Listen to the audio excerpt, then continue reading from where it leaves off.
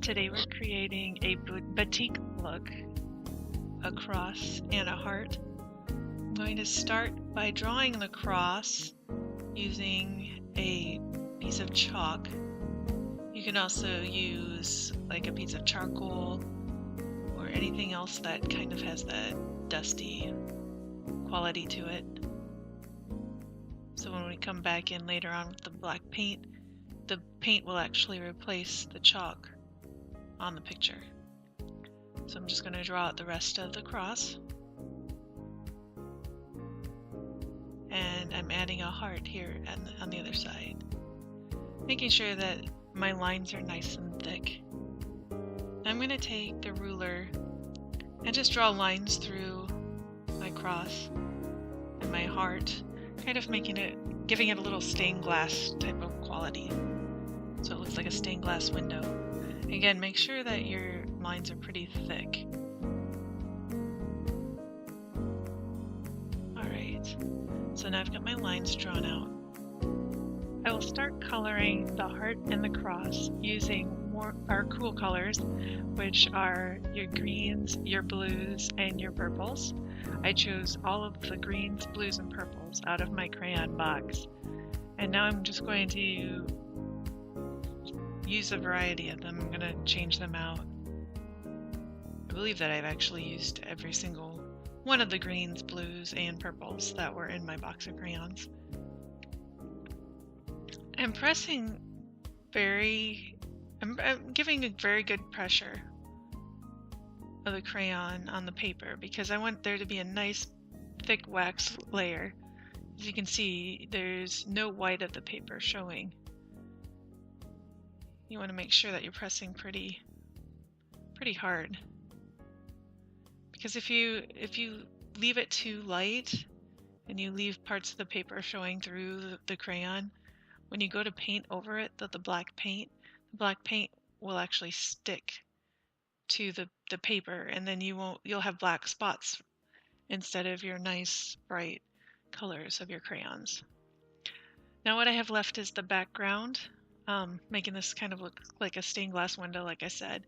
I'm using all the warm colors now in the background, so all the reds, oranges, and yellows, including your pinks. Those are the colors that I'm using in the background. You can see as I'm coloring the flakes of the crayon from the pressure that I'm using to color. And during the process I did break a couple of the crayons. So don't be too alarmed if you do break the crayons in the process, because if you're pressing as hard as you should be, then most likely you will break a few. Now, see how I'm trying to keep from coloring over the original lines that I made using the chalk? You want to make sure that you leave those lines uncolored.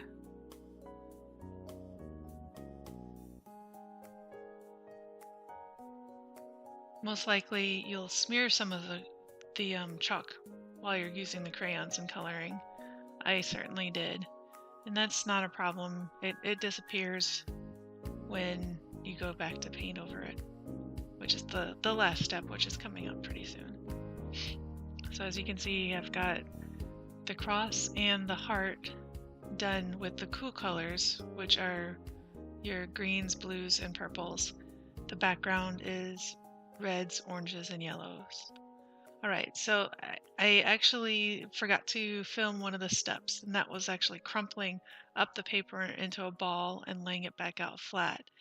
Here you can see I've taken some black tempera paint and added water to it, so it's kind of watered down just slightly. And I'm going to paint that all over my crumpled piece of paper. You can kind of see the crumples better once I get the paint going on it. And now I'm just taking a piece of paper towel, and wiping off the excess paint. Now, as I mentioned, you have to have a good thick layer of the crayon, otherwise you won't get the nice bright colors shining through that you can see here. And you can see how crumpling the paper kind of gives it that little, the batik look or the stained glass type of look. And everywhere that I had the chalk is now black. And there you go. Don't forget to sign your work in the bottom right hand corner once you're finished.